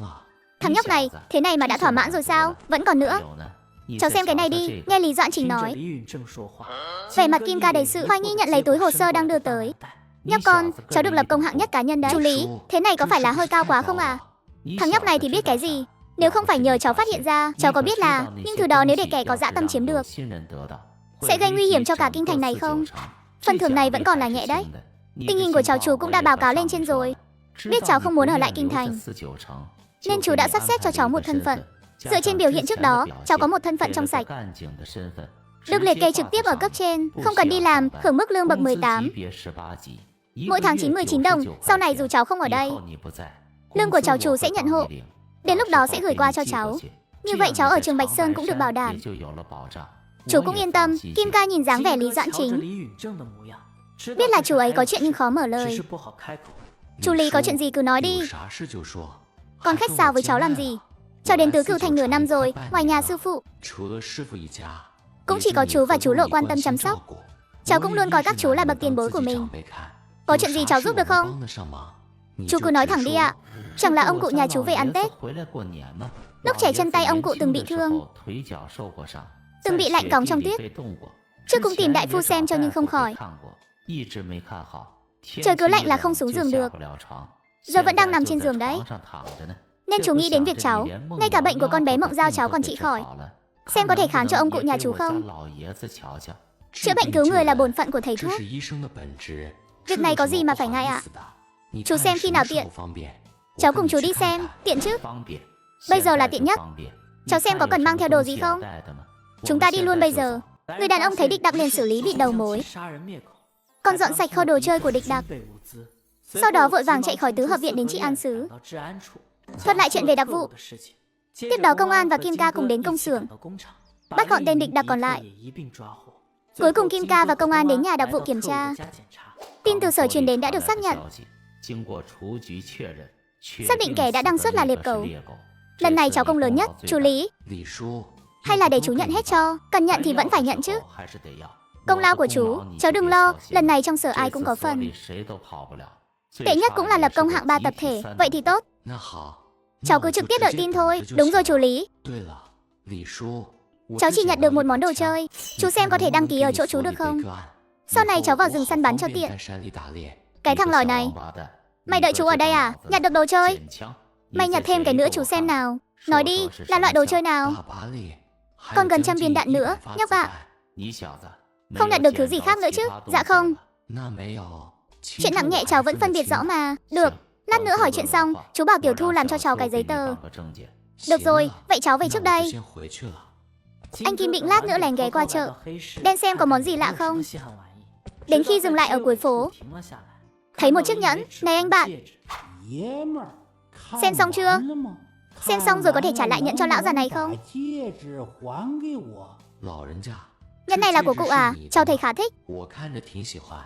Cụ có thể nhượng lại cho cháu không? Cậu muốn chiếc nhẫn này sao? Đây là vật tổ tiên chuyển lại. Có lời dặn là kỳ chân dị bảo, tang nhiên. Cứu cả đời cũng chẳng biết nó là cái thứ gì. Nếu cậu đã thích thì tặng cậu đấy. Ta cũng là người sắp đăng xuất rồi, cũng nên tìm cho nó một chỗ gửi gắm. Anh Kim dùng cảm chi để cảm nhận chiếc nhẫn này, phát hiện đây là một bộ kim châm cứu. Kim Ca quay người đi về phía nơi bán lương thực trước đó. Tổng cộng mua 50 cân ngũ cốc. Đến góc đường không người rồi thu vào không gian. Tiếp đó đi về phía cái cây lớn ở lối ra. Đến dưới gốc cây, thấy một thanh niên lớn tuổi hơn mình. Này, có mối làm ăn đây. Ai đấy? Tiền của dân buôn mà không lên tiếng, làm lão tử giật cả mình. Không được à? Thuận tử, mau lên, đổi cho tôi ít tem phiếu. Anh biết tôi à? Nhưng sao tôi không có ấn tượng gì về anh nhỉ? Anh biết tôi từ bao giờ? Mẹ kiếp, lão tử biết anh từ kiếp trước rồi. Mau đổi phiếu cho lão tử. Này anh bạn, giọng điệu anh lớn thật đấy. Dĩ hòa 6 quý mà Thuận tử. Sau này có phiếu cứ giữ lại cho tôi. Rượu thuốc, phiếu vải, bông, đồng hồ tôi đều lấy hết. Mai tôi lại đến. Đi đây thằng cháu, bớt đùa đi. Lão tử tên Trương Thuận. Không phải thằng cháu. Coi như mày chạy nhanh đấy. Lần sau để tao gặp lại mày, tao đánh gãy chân mày. Kiếp trước Trương Thuận đánh nhau ở chợ đen, bị người ta đánh cho bay màu. Hy vọng có thể giúp Trương Thuận thoát khỏi vận mệnh. Chiều hôm sau rảnh rỗi, tôi lại lượn lờ một vòng, chủ yếu là xem có còn con cá nào lọt lưới không, để tìm mấy món bảo vật trong sân trước đó, nhưng không tìm thấy gì cả. Đang định về nhà nghiên cứu thuật ẩn thân. Đứng lại, nhóc con, thấy chú là định chạy ngay hả? Có phải lại đang làm việc gì xấu không? Khai mau đi, chú Lý đến rồi à? Cháu chỉ đang đi dạo vận động gân cốt thôi. Đang định đi về hậu viện đây. Cháu không thấy chú đi tới, chú đừng có vu oan cho cháu nhé. Nhóc con nhà cháu, chú còn lạ gì nữa? Đi thôi, chú đến đây là để tìm cháu. Vào hậu viện rồi nói. Hai người không nói gì thêm, cùng nhau đi về phía hậu viện. Đây là lệnh khen thưởng của cháu, lập công hạng 3 cá nhân. Cấp trên thưởng cho 50 tệ. Phái xuất sở chúng ta cũng thưởng 50 tệ. Lần này không có tem phiếu đâu, lập công hạng 3 sao? Công lao này có hơi cao quá không chú? Nhóc con như cháu thì biết cái quái gì. Có biết kẻ đã đăng xuất đó là ai không? Là phó sứ trưởng Liệp Cẩu đấy. Bất kỳ tên nào cũng đủ để lập công hạng 2 rồi. Nhờ phúc của cháu mà chúng ta đã bắt được nữ đặc vụ đó. Theo lời khai của đặc vụ đó, chúng ta đã bắt được hơn 10 tên tay sai. Chỉ tiếc là tên cầm đầu Dã Hồ vẫn chưa có tin tức gì. Dã Hồ sao? Cái tên hãn tài nào đặt thế không biết. Nghe như đêm lạnh không dám dậy đi tiểu ấy. Cút đi. Nói năng linh tinh gì thế? Là Dã Hồ. Không phải Dã Hồ, mà hắn là sứ trưởng hành động của đám đặc vụ đó. Bí danh là Dã Hồ. Cháu đang nghĩ cái quái gì thế? Đồ lém lỉnh. Đây là giấy chứng nhận cho món đồ chơi của cháu. Cầm lấy, đừng có gây chuyện cho chú đấy nhé. Không thì chú cho cháu biết tay. Cảm ơn chú Lý. Cháu đang định 2 ngày tới sẽ vào núi một chuyến. Thì ở nhà sắp hết sạch rồi. Cái thằng nhãi này. Nghe giọng điệu của cháu, cứ như thú rừng trong núi là do nhà cháu nuôi vậy. Muốn ăn là vào săn được ngay hả? May mắn thôi chú. Toàn là may mắn thôi, chú tin cháu mới lạ đó. Biết đâu lần sau chú lại được hưởng sái từ cháu. Nhóc con, nãy cháu định đi đâu đấy? Làm gì có chuyện đó, cháu chỉ đang xem có câu được con cá nào không thôi. Cá sao? Cá gì? Thả dây dài câu cá lớn chứ cá gì chú? Biết đâu lại có con cá nào lọt lưới thì sao? Nghe Kim Ca nói vậy, mắt Lý Doãn Chính bỗng sáng lên, lập tức hiểu ra vấn đề. Liệu có ổn không? Ai mà biết được, chú còn chưa. Thả câu cơ mà, sao biết có cá hay không? Nói xong Lý Doãn Chính cùng Kim Ca đi dạo một vòng quanh sân. Trong sân này tái mắt khắp nơi, cho thấy than mùa đông nhà chú vẫn chưa mua. Chú nói với Vương Thúc một tiếng, cháu bảo người chờ đến. Sẵn tiện đưa người vào chính bát luôn. Cháu bắt đầu sắp xếp rồi đấy à? Thời gian gấp rút. Đám Hồ Quốc Hưng bị tóm cũng mấy ngày rồi, phải nhanh lên. Hôm đó sau khi đưa thi thể đi, anh em Công, An trong sở báo với chú là trên xác chẳng thấy thương tích gì, nhưng hắn lại sợ tới mức đại tiểu tiện mất kiểm soát. Cháu làm thế nào vậy? Đơn giản thôi ạ. Chú cũng biết cháu học trung y mà. Cơ thể người có vài huyệt đạo khá đặc biệt. Cháu chỉ châm cho hắn 3 mũi. Thế là hắn khai sạch. Được rồi. Chú nắm rõ tình hình rồi. Hôm nào gặp phải đứa nào miệng cứng, cháu đến sở giúp chú một tay nhé. Trời không còn sớm nữa, chú về đây. Đến khoảng 2 giờ sáng, anh lặng lẽ mở cửa đi đến chợ đen. Vừa tới cổng chợ đen, đã thấy Trương Thuận chờ sẵn dưới gốc cây đại thụ. Anh tiến lại chào hỏi, bảo gã đưa tem phiếu ra. Kim Ca chọn một ít với mức giá như lần trước. Cuối cùng con cho tròn số, bỏ tem phiếu vào túi vải rồi quay người vào chợ đen. Đi đến trước một sạp hàng, Kim Ca trầm giọng hỏi, cái này khá đấy. Bán sao? 50, đắt thế. Giờ cơm còn không đủ no. Ai rảnh mua đao, có lấy không? Không thì cút. Cháu thấy thích, 20 đồng. Thế nào, đây là đao gia truyền đấy. Chưa từng sử dụng đâu. Muốn lấy thật thì 30 đi. Kim Ca không đáp lời. Móc 30 đồng nữa qua. Đây, đây. Đây là thất gia đao. Tôi không biết thất gia đao là gì. Vậy tổ tiên nhà anh có nói gì về lai lịch của nó không? Người già trong nhà từng kể là thanh đao này là từ hồi đánh giặc Nhật mang về, trước giờ không cho mang ra ngoài. Nếu không phải giờ tôi đang gấp tiền, tôi cũng chẳng bán đâu. Đúng rồi, đây là thanh tề gia đao. Tiếc là chưa được thấy nó tung hoành. Nể mặt thanh đao này. Nói cho cậu hay, cô bé sau lưng cậu, nếu còn không lo chữa trị, em là không qua nổi mùa đông này đâu. Nghe những lời Kim Ca nói, chú Sạp nhìn chằm chằm anh với ánh mắt sắc lẹm. Sau đó ánh mắt lại dần trùng xuống. Cậu ta quay đầu nhìn cô bé đầy dịu dàng. Đã tìm thấy thuốc sen rồi, nhưng mãi không khỏi. Đó là em gái tôi. Từ nhỏ đã yếu ớt, mấy năm nay chữa trị suốt. Sức khỏe con bé cạn kiệt rồi. Thầy thuốc cũng nói chắc không qua nổi mùa đông này. Tôi định bán đao để đưa nó đến bệnh viện, xem còn cách nào khác không. Ít nhất là để con bé bớt đau đớn. Vô ích thôi. Đây là do tiên thiên bất túc gây ra. Thầy thuốc thường không chữa được đâu. Nếu tôi không nhầm, em gái cậu sinh non vào mùa đông đúng không? Tiên thiên bất túc, han khí nhập thể nên thân nhiệt mới thấp, thường xuyên thấy lạnh. Muốn chữa khỏi cho con bé, trước tiên phải ép hàn khí ra ngoài, sau đó cố bản bồi nguyên. Anh chữa được sao? Cầu xin tiên sinh cứu em gái tôi. Chỉ cần chữa khỏi, cái mạng hèn này của tôi sau này thuộc về anh. Nói qua về hoàn cảnh của cậu đi. Tôi là Tề Thiên, 15 tuổi, người Tề Gia Trang. Em gái tôi là Tề Mộng Giao, 12 tuổi, nhà không còn ai khác. Cha mẹ tôi đã mất năm tôi 13 tuổi. Tôi lớn lên nhờ cơm áo của dân làng, biết săn bắn, cũng biết chút võ nghệ. Được, cái mạng này tôi nhận. Nhớ kỹ lời cậu nói, sau khi chữa khỏi cho em gái cậu, hai anh em hãy đi theo tôi. Yên tâm, tôi sẽ không bắt các người làm chuyện phạm pháp. Dọn đồ đi. Diêu em gái cậu, tôi sẽ theo hai người về. Khám bệnh cho em gái cậu trước. Người đàn ông lần đầu vào chợ đen mà đã được người ta nhận làm đại ca, chỉ vì em gái của cậu ta bị hàn khí nhập thể khi tuyết về. Khó mà vượt qua được mùa đông giá rét này. Sau đó Kim Ca đi theo Tề Thiên về nhà của cậu ấy. Sau khi trị liệu xong, Kim Ca quay người cùng Tề Thiên ra sân. Tề Thiên quỳ dầm một cái, quỳ xuống đất đòi bái sư. Bái sư thì không cần đâu, anh tên Kim Ca. Các em cứ gọi anh là đại ca được rồi. Trời cũng không còn sớm nữa, anh đi trước đây. Tiểu Thiên, 7 giờ sáng mai chúng ta cùng nhau lên Tây Sơn một chuyến săn ít đồ rừng về. Dạ đại ca. Vậy đến lúc đó em sẽ mang theo cái ống tuyết của cha em hay dùng. Không cần, anh có đồ chơi rồi. Đã đăng ký ở phái xuất sở rồi nên có thể mạnh dạn dùng. Yên tâm, chỉ cần mang theo ít lương khô thực phẩm là được. Đi rồi, ngày hôm sau khi Kim Ca đến Tây Trực Môn, Tề Thiên đã đợi sẵn ở đó rồi. Tiểu Thiên, đến lúc mấy giờ vậy? Ăn sáng chưa? Đại ca, em đến một lúc rồi, ăn sáng rồi ạ. Em gái làm cho mấy cái bánh bao ngô, loại làm từ 3 loại bột đấy. Lương thực vẫn là nhờ đại ca gửi đến hôm qua. Vậy thì tốt, đừng có mà tiếc rẻ. Ăn hết anh lại kiếm, nhất định phải bồi bổ cơ thể cho tốt. Anh cũng vậy nhé. Đại ca, em nghe nói trong Tây Sơn có thú dữ đấy. Hai anh em mình ổn chứ, không sao. Đừng lè mè nữa, mau đi thôi. Hai người cứ thế đi về phía Tây Sơn. Đi vào sâu trong Tây Sơn, Kim Ca triển khai tinh thần lực liền phát hiện một bầy heo rừng ở trong bụi rậm cách phía trước 30 mét. Đại ca, anh nghe kìa, có tiếng heo rừng kêu, chúng ta mau qua đó, nhỏ tiếng thôi. Chúng mày muốn đăng xuất à? Chỉ với một con dao mà muốn săn heo rừng, cứ thế này, chú sẽ bị nó húc cho nát bấy như kẻ tù rách đấy. Kim Ca thấy vậy đành phải giơ đồ chơi lên.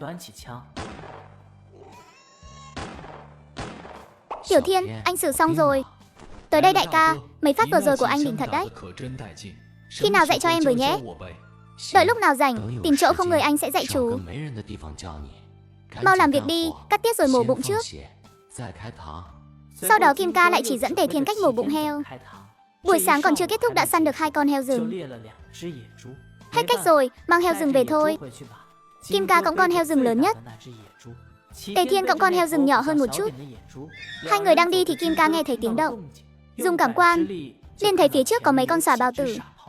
Em đợi ở đây một lát, đừng lên tiếng, có thứ gì đó. Đợi anh ở đây, anh quay lại ngay, chú ý xung quanh. Có nguy hiểm thì leo lên cây. Nói rồi Kim Ca cầm đồ chơi tiến về phía trước. Giơ đồ chơi lên nhắm chuẩn. 4 tiếng nổ liên tiếp, 4 con bào tử gục tại chỗ. Lập tức tiến tới kiểm tra 4 con sỏi bào tử. Kim Ca bấy giờ mới hài lòng, thu 2 con bào tử vào không gian, xách 2 con còn lại quay về. Đại ca, anh săn được sỏi bào tử rồi. 2 con sỏi bào tử, mau làm việc thôi. Sau khi hai người dọn dẹp xong thì chế ra một cái xe kéo. Trước đó cậy mình có sức khỏe nên chỉ nghĩ đến vác heo rừng chứ chẳng nghĩ làm xe kéo. Sắp ra khỏi rừng sâu rồi, làm cái xe kéo thì bớt việc hơn nhiều. 2 tiếng sau, đến phái xuất sở phố Mạo Hồ Đồng, để xe kéo ở bên ngoài, bảo Tề Thiên trông chừng. Kim Ca đi thẳng vào văn phòng của Lý Doãn Chính. Thằng nhóc này, chú đang định tìm cháu đây. Đừng nói là nhóc con cháu thả dây dài câu cá lớn, mà câu được thật đấy nhé. Cháu đến đây là để nhờ chú giúp. Chú cứ để cháu nói hết đã. Cháu vừa từ trong núi ra, săn được hơi nhiều đồ rừng. Các chú có lấy không? Cháu lại săn được gì rồi à? Khá đấy. Lần nào cũng không đi tay không. Một con heo rừng được hơn 300 cân. Một con heo lứa với 2 con sò bào tử. Cháu giữ một con heo lứa và một con bào tử. Chỗ còn lại chú Lý xem có xử lý giúp cháu được không? Thu hoạch không nhỏ nhỉ. Một con sò bào tử chú giữ lại cho bên trên nếm thử. Con heo rừng được kia chú không ôm hết được. Để lát nữa chú hỏi bên đại đội trị an. Hai bên chúng ta chia nhau là vừa. Cháu để con mồi ở đâu? Chú gọi người qua. Ngay tại cửa chính ạ. Có thằng em đang trông ở ngoài. Kim Ca và Lý Doãn Chính đi ra sân sau, thấy mấy anh công an đang khuân con mồi xuống rồi. Nhóc con, em căng thẳng cái gì chứ? Đây cũng có phải hang hùm miệng rắn gì đâu. Đại ca, anh không biết đâu, từ nhỏ em đã sợ công an rồi. Cứ thấy họ là em lại thấy rén. Được rồi, để anh giới thiệu, đây là sở trưởng Lý Doãn Chính. Em cứ gọi chú Lý theo anh là được. Chú Lý, đây là Tề Thiên, anh em kết nghĩa của cháu. Thịt heo rừng em mang một nửa về đi, lấy thêm nửa con họng nữa. Về nhà tự chia thế nào thì tùy em, anh không can thiệp. Anh chỉ muốn em và Mộng Giao mau khỏe lại thôi. Đại ca nhìn Tề Thiên xách đồ rời đi. Kim Ca lại cắt thêm 2 dải thịt từ con heo rừng rồi nói: chỗ thịt heo rừng này chú cầm lấy đi, ăn ngon hơn mấy loại thịt vụn kia nhiều. Để lại cho chú thêm ít thịt hoáng nữa. Lần này mấy cái đùi hoãng cháu không đưa chú đâu. Cháu định mang về để đi biếu người ta. Thằng nhóc này còn khách sáo với chú nữa à? Phải để cháu đi biếu qua. Thì chuyện này chắc chắn không dễ giải quyết rồi. Nói đi, có chuyện gì? Xem chú có giúp được gì không nào. Thì cháu cũng chẳng muốn làm phiền chú đâu. Cháu muốn nhờ nhà máy luyện thép rèn cho mấy con dao. Như vậy lúc lên núi mang theo cũng tiện. Nhóc con, đúng là cóc ghẻ ngáp vặt. Khẩu khí lớn thật đấy, nhà máy luyện thép là nhà cháu mở chắc. Còn muốn rèn hẳn mấy con dao. Chuyện này cháu có tìm ai cũng vô ích thôi. Hiện giờ cả nước đều đang thiếu hụt sắt thép. Cháu đừng phí công vô ích nữa, thực sự không có cách nào đâu. Cháu chỉ đang nghĩ là có thể dùng mấy cái sắt vụn bỏ đi để rèn được không? Chứ có phải dùng cả khối thép mới đâu. Cái này đúng là không có cách nào thật. Cháu có tìm giám đốc nhà máy cũng chẳng xong đâu. Cháu còn định khi săn được con mồi nào thì mang tới thương lượng với nhà máy, xem ra hỏng ăn rồi. Đúng là chỉ có cháu mới nghĩ ra cái trò dùng con mồi để đổi lấy sắt thép của người ta. Thế này đi, để đối hoáng lại đây. Một người đại đội trưởng cũ của chú hiện đang ở nhà máy luyện thép Ngũ Tinh làm trưởng phòng bảo vệ. Chú sẽ đi nghe ngóng tình hình cho, cháu cứ đợi tin đi. Dạ vâng, cảm ơn chú Lý. Vậy cháu xin phép về trước. Hôm nay thời gian đi săn ngắn hơn lần trước, nên về nhà khá sớm. Cất đồ đạc xong xuôi, anh chuẩn bị sang nhà Tề Thiên để chữa bệnh cho Tề Mộng Giao. Đến thôn họ Tề thì thấy Tề Xuân Sinh vừa từ nhà Tề Thiên đi ra, trên tay xách thịt lợn rừng và thịt hoáng. Cậu Kim đến chữa bệnh cho Mộng Giao đấy à? Lần này phải đa tạ cậu em nhiều. Để Tiểu Thiên mang thịt về chia cho bà con lối xóm. Mọi người đều được hưởng lây rồi. Bác Tề đừng nói vậy. Đi săn cũng không phải việc của mình cháu. Tiểu Thiên cũng giúp cháu rất nhiều. Hai người mau đi làm việc đi. Cháu vào xem Mộng Giao thế nào. Được rồi. Vậy bác không làm phiền cháu chữa bệnh cho Mộng Giao nữa. Phải đi sắp xếp chia thịt cho bà con đã. Sau khi xem bệnh cho Tề Mộng Giao xong, anh lại sắp xếp một chút. Tôi đến chợ đen, đợi ông lão có chiếc nhẫn tiên tử đó. Tiếc là đợi cả tuần liền vẫn không thấy đâu. Nhưng Kim ca lại phát hiện ra một người mà anh mới chỉ gặp qua một lần. Chính là người từng gặp ở chỗ Hồ Quốc Hưng, kẻ đã giao hàng nóng cho hắn. Không biết có phải là Dã Hồ trong truyền thuyết không? Kim ca phấn chấn hẳn lên, lặng lẽ bám theo sau. Nhờ vào khả năng cảm nhận nhạy bén này, hai người chỉ cần giữ khoảng cách tầm 30-40 mét là được. Ra khỏi chợ đen, đi thẳng theo đường Đức Thắng Môn rồi rẽ vào ngõ Dương Phòng. Đi vào trong một căn nhà. Tiên sư nói chứ, đám đặc vụ này đều cùng một lò đào tạo ra à? Sao cứ thích giấu hầm ngầm dưới gầm giường thế không biết? Tên này đúng là giàu thật đấy. Cái hầm ngầm này còn to hơn cả của tên Lạp Cẩu trước đó. Bên trong của thực có không ít đồ tốt. Kim ca lập tức rút vận châm ra chuẩn bị đánh lén, nhắm thẳng vào huyệt á môn sau gáy tên đặc vụ. Hắn chưa kịp phản ứng gì đã đổ gục xuống đất. Kim ca tiến vào xách cổ áo tên đặc vụ lôi vào trong. Trói hắn lại đó, ta hỏi gì? Người đáp nấy, từ miệng tên đặc vụ mới biết được. Tên này gọi là Chu Diệu Tổ, cũng chính là cấp trên của Hồ Quốc Hưng lúc trước. Bí danh Dã Hồ. Đây là một nhóm hành động chuyên trách xử lý và phá hoại, không có liên lạc trực tiếp với các nhóm khác. Mọi hành động đều thông qua đài vô tuyến để liên lạc với tổng bộ.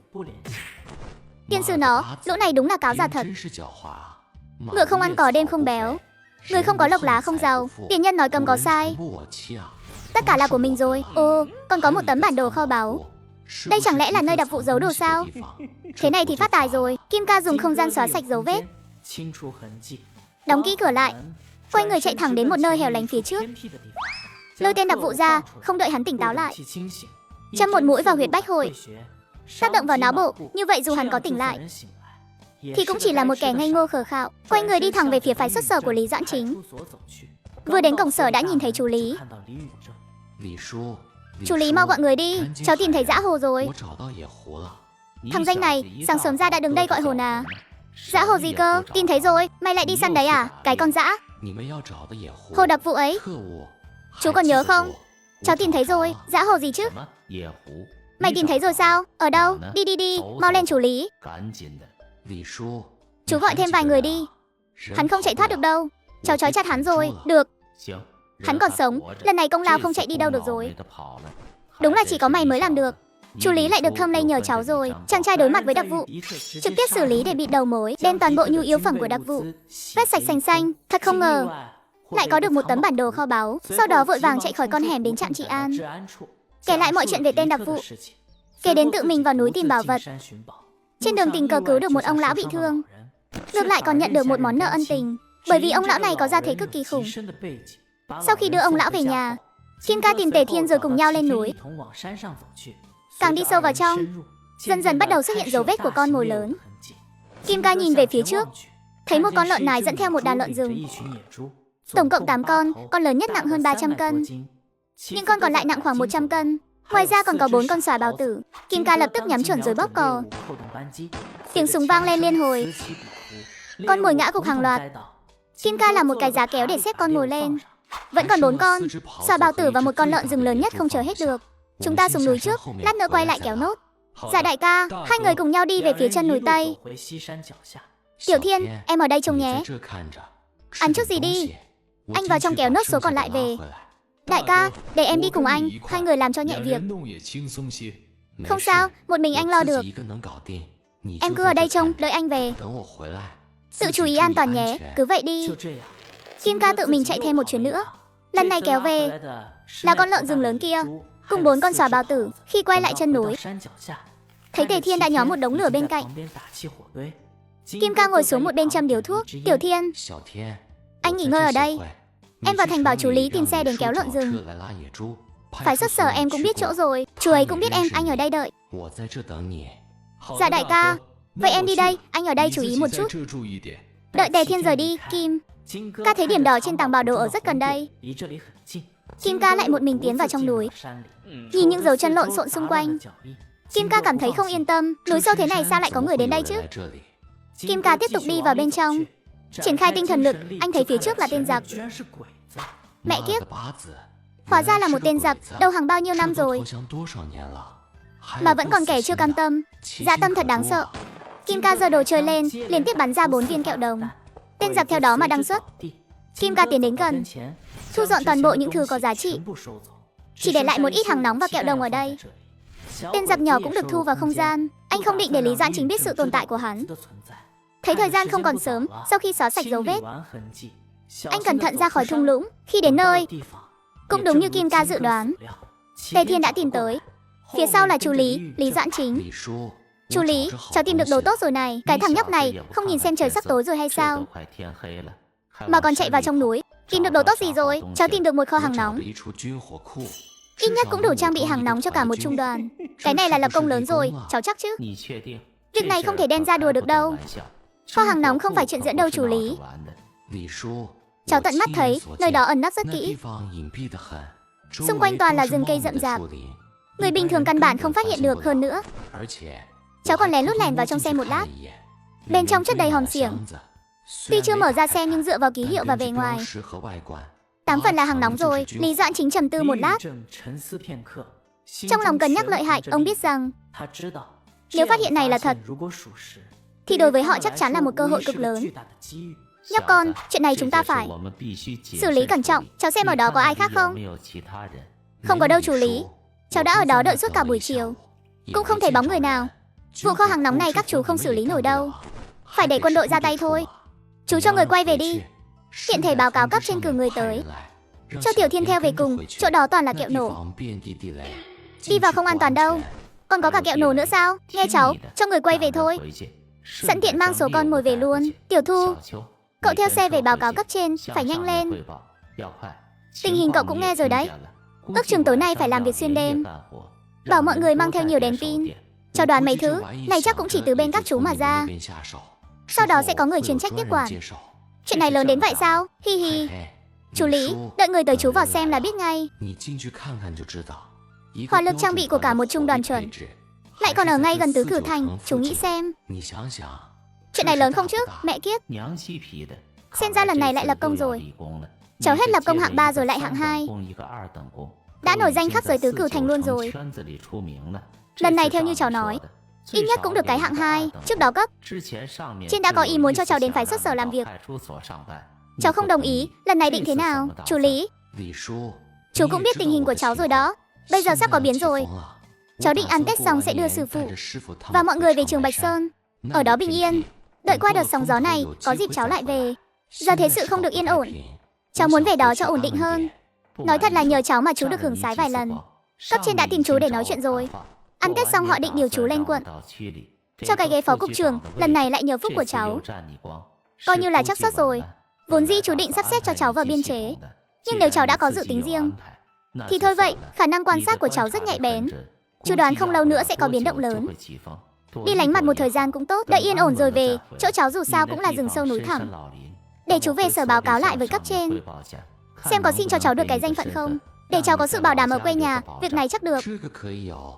Chú Lý, cháu thấy trong kho vũ khí còn khá nhiều vỏ đạn pháo bỏ đi. Chú xem có thể dùng chúng rèn cho cháu vài con dao không, để sau này cháu mang về. Được thôi, chuyện này để chú đề xuất lên trên. Cháu về chuẩn bị mẫu dao muốn rèn rồi đưa cho chú. Sau bữa sáng, Kim ca vẽ 2 bản mẫu dao. Một mẫu kiểu miêu đao, một mẫu kiểu da chân chó. Anh cầm bản vẽ đứng dậy đi tới phái xuất sở. Chú Lý, chú xem bản vẽ rồi nhờ người rèn một cây miêu đao và 2 con dao chân chó là được. Đưa đồ cho chú rồi đợi tin đi. Thú săn hôm qua đều ở sở cả. Cháu tính thế nào? Cũng may có Tiểu Thiên ở đây. Lợn rừng cháu định giữ lại 1 con. Tiểu Thiên mang về 1 con. 4 con sò bào tử cũng chia như vậy. Chỗ còn lại tùy chú Lý xử lý ạ. Giờ thời tiết đóng băng rồi, thịt sẽ không bị hỏng. Có thể để được một thời gian, thêm cả chuyện hôm qua nữa. Chắc từ giờ đến Tết cháu không vào rừng nữa. Nghe cháu vậy. Chỗ còn lại chú lo cho hết. Cứ vậy đi. Cậu Khâu đã cân thịt xong rồi. Chú thức trắng đêm qua. Phải về ngủ bù đây. Các cháu mau mang thịt đi đi. Để đây làm mọi người trong sở không tâm trí đâu làm việc. Dạ. Chú Lý mau đi nghỉ ngơi đi ạ. Kim Ca quay người lại nhìn anh em Tề Thiên và Mộng Giao. Anh định vài ngày tới sẽ về lại Đông Bắc. Hiện tại thế đạo không được thái bình. Anh thấy tốt nhất là nên về trong núi lánh tạm. Hai anh em có dự tính gì không? Có muốn đi cùng anh không? Đại ca, em và anh trai đều muốn đi theo anh. Anh em chúng em cũng không còn người thân nào khác. Anh chính là anh trai ruột của tụi em. Nếu không có anh thì em cũng chẳng sống nổi đến giờ. Chúng em nguyện ý đi theo anh. Tề Thiên đứng bên cạnh cũng gật đầu lia lịa. Thấy hai anh em họ đồng ý, tâm trạng Kim Ca cũng tốt lên nhiều. Lần này về Đông Bắc nếu không có chuyện gì, Kim Ca không có ý định quay lại đây. Dù anh em Tề Thiên đã đồng ý đi cùng nhưng có vài chuyện vẫn cần phải dặn dò một phen. 2 ngày sau Lý Doãn Trình đến tiểu viện của Kim Ca, mang theo mấy con dao mà Kim Ca nhờ làm. Chú Lý, cảm ơn chú, chuyện này làm chú tốn tâm sức rồi. Thằng nhóc này, thế này đã mãn nguyện rồi sao? Vẫn còn nữa. Cháu xem cái này đi, nghe Lý Doãn Trình nói. Kim Ca lộ rõ vẻ mặt đầy nghi hoặc khi nhận lấy túi hồ sơ đưa tới. Nhóc con, cháu được nhận lập công hạng nhất cá nhân đấy. Như vậy có cao quá không ạ? Thằng nhóc này thì biết cái gì chứ? Nếu không nhờ cháu phát hiện ra thì cháu có biết những thứ đó nếu rơi vào tay kẻ có dạ tâm sẽ gây nguy hiểm cho cả tứ cửu thành này không? Phần thưởng này vẫn còn là nhẹ đấy. Tình hình của cháu chủ cũng đã báo cáo lên trên. Biết cháu không muốn ở lại tứ cửu thành nên đã sắp xếp cho cháu một thân phận. Nhờ biểu hiện trước đó nên được cấp một thân phận sạch sẽ, trực tiếp ghi danh ở cấp trên, không cần đi làm, lương cấp bậc 18, mỗi tháng 99 tệ. Sau này khi cháu không ở đây, chú sẽ nhận lương giúp cho cháu. Đến lúc đó chú sẽ gửi cho cháu sau. Như vậy cháu ở trường Bạch Sơn cũng có sự bảo đảm, chú cũng yên tâm hơn.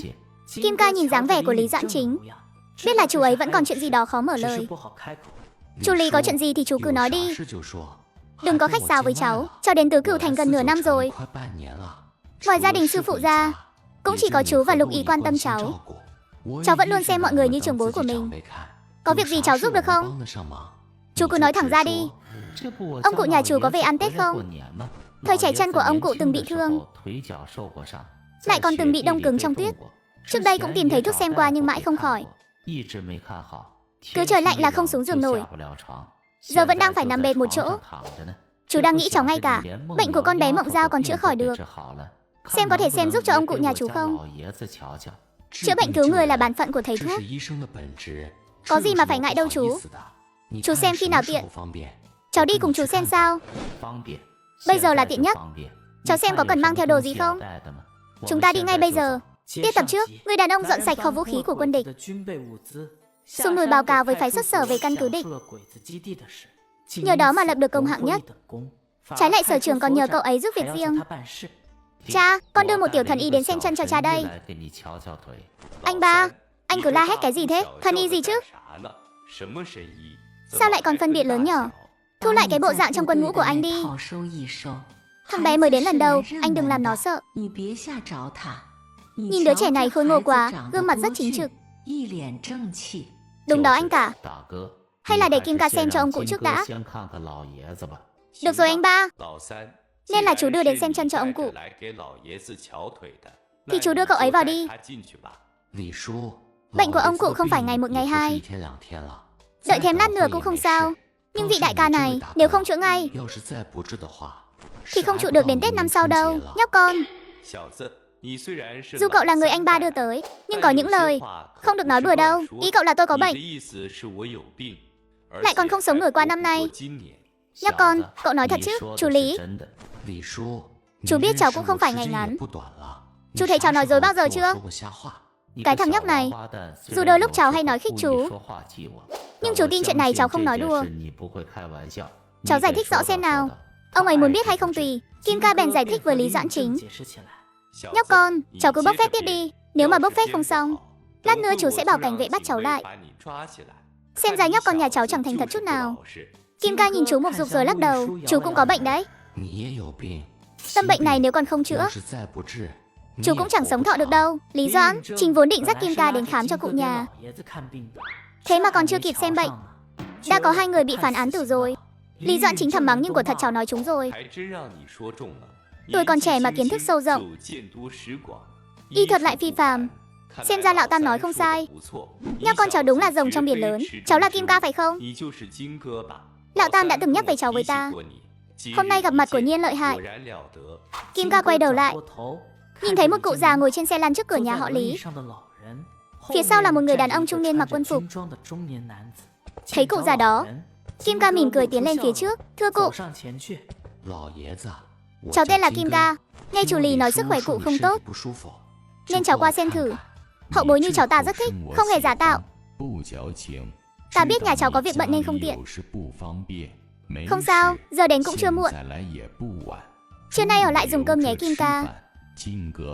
Cháu nói xem chất độc của thằng cả là thế nào. Có cách nào giải không? Cần những gì cháu cứ việc nói. Ta sẽ cho người chuẩn bị, như cháu đã nói rồi. Loài thực vật màu đỏ đó rất hiếm thấy. Nó thuộc loại kỳ hoa dị thảo, y học gọi là đông chí thảo. Muốn giải độc, cách tốt nhất là nghiền cánh hoa thành bột, phối hợp với thuốc khác để uống. Nếu không có cánh hoa, dùng cách khác cũng được nhưng sẽ mất thời gian hơn. Mất khoảng 1 tuần. Có cánh hoa không? Có. Bác Lý, có lẽ bác không biết, đông chí thảo tuy có độc, nhưng lại là vị thuốc chính trị các bệnh về máu. Sau này rất hiếm khi thấy, đợi chữa khỏi bệnh. Cháu muốn mang cây thảo dược đó đi. Không biết có được không ạ? Việc này ta có thể quyết định. Tìm thấy rồi thì cháu cứ mang đi. Cũng chỉ có ở trong tay cháu nó mới phát huy được tác dụng. Ông cụ đã lên tiếng rồi. Lý Doãn Phong đương nhiên cũng đồng ý, xoay người chuẩn bị về nhà tìm thảo dược. Không ngờ lại trở nên ngập ngừng, truy hỏi Kim Ca. Kim Ca à, đưa anh đi xem bệnh của Lộ Di trị thế nào. Lộ Di đó là tâm bệnh. Lát nữa tôi sẽ kê đơn thuốc để bồi bổ. Giải quyết xong vấn đề của anh thì Lộ Di tự nhiên cũng sẽ được giải quyết thôi. Muốn mang thai vẫn là có thể. Chỉ là Lộ Di bây giờ tuổi tác cũng không còn nhỏ. Sau khi mang thai chú ý nhiều hơn là được. Sau đó viết một đơn thuốc đưa cho Lý Doãn Phong. Đợi đến khi Lý Doãn Phong mang hộp gỗ quay lại chỗ ở của ông cụ, phía sau còn đi theo một thiếu nữ tóc ngắn. Nhìn thấy thiếu nữ trạc tuổi mình này, Kim Ca cũng rất ngạc nhiên, trông thật xinh đẹp. Anh chính là Kim Ca sao? Nghe chú ba tôi nói anh tuổi còn trẻ, mà đầy mình bản lĩnh. Tôi tuổi của thật không lớn. Kim Ca cũng không quá để tâm. Kim Ca giúp nhà họ Lý bốc thuốc chữa bệnh xong, sau đó liền trở về nhà, nghĩ đến việc sắp phải rời khỏi Tứ Cửu Thành. Vẫn còn nhiều việc cần xử lý, một số vật phẩm cũng cần chuẩn bị. Kim Ca dự định tối nay sẽ đi chợ đen một chuyến nữa, chờ đến khi trời sầm tối, gọi Tề Thiên đi cùng. 2 người đi thẳng đến chợ đen dạo một vòng trước, không phát hiện ra thứ gì mình hứng thú. Sau khi mua ít lương thực, thì tìm Trương Thuận xin 2 tấm tem đồng hồ. Ở nơi không xa cổng viện này, thấy một bóng người đứng ngoài cửa, cúi đầu nhìn một người đã ngã gục bên cạnh. Dám hỏi lão gia tử đến đây có việc gì? Tôi cũng vừa mới đến đây, đến thăm người bạn cũ ở đây nhưng chưa kịp gõ cửa, thì thấy có người nằm ở cửa. Có phải ông tìm Lưu cô Hồng, Lưu lão gia tử không? Nhóc con, cậu cũng quen sao? Nhưng tôi chưa từng nghe lão anh Lưu nhắc đến cậu. Chuyện này nói ra thì dài, chúng ta vào viện nói đi. Tề Thiên thấy vậy liền mở cửa. Kim Ca dẫn đường đi thẳng đến gian nhà phía tây, đặt người lên giường sưởi. Nghe tin người bạn cũ của mình đã đăng xuất, lão nhân cảm thấy một nỗi bi thương. Tôi và lão huynh họ Lưu đã quen biết mấy chục năm rồi, quen nhau từ hồi còn trẻ. Mấy chục năm trước tôi đưa cả gia đình đến Tứ Cửu Thành. Hồi đó vừa mới gặp khi tôi mới chân ướt chân ráo tới đây. Đường đời còn bỡ ngỡ, tất cả đều nhờ lão huynh giúp đỡ. Dám hỏi lão gia tử bái ngọn núi nào? Tu tiên gì, mặc áo gì, ăn cơm nhà ai? Để lại cái danh tính đi. Bái sơn bái tại Ngọc Tuyền Sơn, trên núi Ngọc Tuyền thờ Thánh Hiền. Mặc thanh bì tín tự đường, Lập là cờ phổ độ. Ăn là thơ đường sở nhị. Cha, giỏi thật. Lão già này làm Kim Ca giật mình. Bái quan nhị gia. Mộc Thanh Bì. Đây là Thanh Thủy báo ca. Đại lão của tính tự đường khẩu. Chuyện này hơi đáng sợ. Kim Ca vẫn biết về ca lão hội. Ngọc Tuyển Sơn ngũ thánh hiểm, cùng bảo hữu danh vang. Long Hoa Sơn tiền kỳ cự thủ, điên đảo Thanh Đình thành anh hào. Tiểu tử bái tại Cồn Luân Sơn. Trên núi tử khí sung vân tiêu. Ngoài sơn hải quan trong rừng trắng, vẫn tự tại hưởng tiêu giao. Dám hỏi tiểu huynh đệ. Cậu không ở trong môn nên tôi không dám xưng huynh đệ. Không có tiền bối dẫn dắt tức là không ở trong môn. Làm sao cậu biết thiết khẩu? Để đại lão được rõ. Đây là do tiên sư truyền dạy. Đã là người trong giang hồ, hãy xưng danh tính xem chân tướng thế nào. Nhận thuận thủy vã làm lão thương, cập nhật lại danh tính. Lão nhân không khỏi cảm thán. Tôi còn nhỏ mà thiết khẩu giang hồ lại đối đáp trôi chảy. Không ngờ lại còn là người của quan gia. Sao mặt lại đỏ lên rồi? Chắc là bôi phấn đỏ. Ơ kìa sao lại vàng rồi? Câu trả lời trước của Kim Ca có chút ý trêu chọc. Nhớ lại mấy câu hài hước kiếp trước từng xem rồi đáp lại. Lơ ra quần rồi huynh đệ. Cậu nhóc này được lắm. Trẻ tuổi mà đã hiểu biết những mảnh lưới này. Hẳn nào lão huynh họ Lưu lại nhận cậu làm cháu. Này, tôi không có ý xấu đâu. Cậu cũng đừng căng thẳng. Cậu có rảnh không? Ngồi xuống nói chuyện với lão già này một lát. Mời ông nói. Cháu cũng rất tò mò về trải nghiệm của ông. Thế là hai người cùng ngồi lại trong phòng trò chuyện. Hóa ra lão nhân này tên là Tào Nguyên. Sinh ra cuối thời Thanh trong gia tộc trộm mộ ở Trung Nguyên, luyện võ từ nhỏ. Là đệ tử tục gia của Thiếu Lâm. Có hai đứa cháu, ba ông cháu sống nương tựa vào nhau. Vì những năm đầu xuống mộ, hít phải quá nhiều tử khí, khiến phổi bị âm khí xâm nhập. Nếu không nhờ nền tảng võ học từ thời trẻ, thì chắc là đã sớm đăng xuất rồi. Người nằm ở cửa đã tỉnh lại rồi. Ông xem nên xử lý thế nào thưa lão gia tử? Nếu không có gì thì chúng ta cùng đi xem sao. Bệnh này của ông tôi không chữa khỏi được, nhưng lát nữa có thể châm cứu cho ông một chút. Chỉ có thể giúp ông cảm thấy thoải mái hơn thôi. Cậu nhóc này còn biết cả y thuật kỳ hoàng sao? Nếu ông còn tâm nguyện gì chưa dứt, thì hãy tranh thủ thời gian mà hoàn thành đi. Bệnh này của ông tôi cũng lực bất tòng tâm. Nó đã ăn sâu vào xương tủy rồi. Thuốc thang vô dụng, thần tiên khó cứu. Nhóc con, cho ta một mốc thời gian chính xác, để trong lòng ta còn biết điều mà tính. Tối đa không quá nửa tháng. Vậy tôi xin phép về trước. Thằng bé đó phiền ông trông nom giúp một tay. Ông đi thong thả. Kim Ca đến trước mặt thiếu niên và nói. Chuyện của em anh cũng biết rồi. Bây giờ sư phụ em không còn nữa, cũng chẳng còn người thân nào.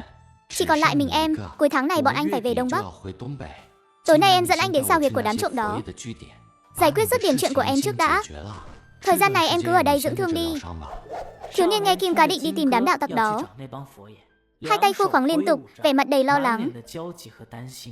Đừng lo lắng, anh đã dám đi thì tự nhiên có đủ bản lĩnh của mình. Buổi tối em chỉ cần dẫn đường là được. Lát nữa anh bảo Tiểu Thiên đi bốc thuốc. Uống thuốc xong cứ nghỉ ngơi ở đây chờ anh về.